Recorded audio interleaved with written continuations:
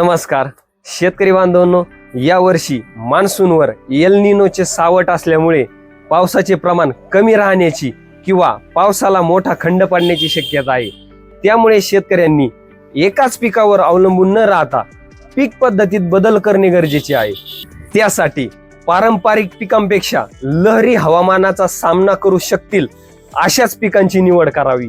त्यासाठी कमी पावसात आणि कमी कालावधीत मिळणाऱ्या पिकांची निवड फायदेशीर ठरणार आहे। यांमध्ये बाजरी, तूर, ज्वारी, नाचणी, मका, मूग, उडीद आणि सोयाबीन जे की 60 ते 65 दिवसांमध्ये आपल्या हातात येतात, जेणेकरून पावसाला खंड जरी पडला तरी नुकसान हे कमी प्रमाणात मिळते।